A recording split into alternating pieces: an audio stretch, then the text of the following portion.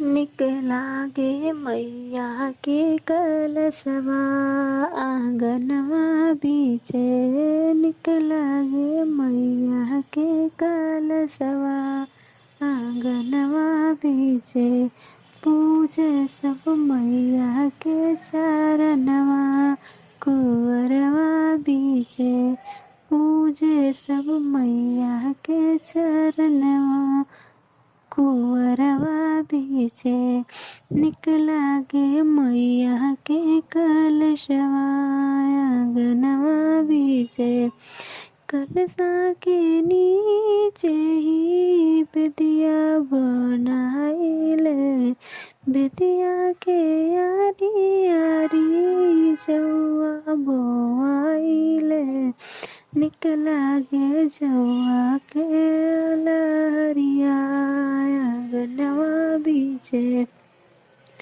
निकला गे जौआ के लहरिया आंगनवा बीचे।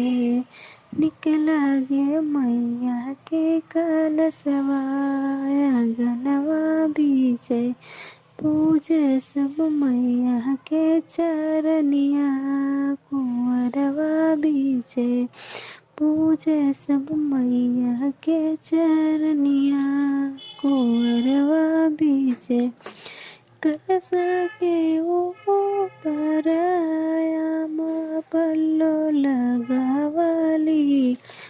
ताई ऊपर नरियल दियना जरावली। निकला गे दियना के लहरिया आंगनवा बीचे। निकला गे दियना के लहरिया आंगनवा बीचे। निकला गे माई के कलशवा आंगनवा बीचे।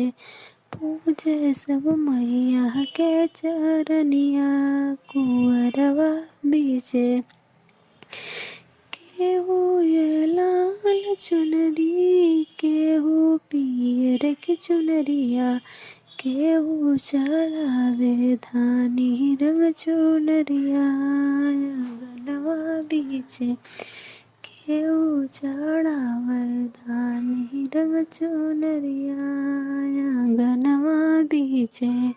निकला गे मैया के कलशवा आंगनवा बीचे।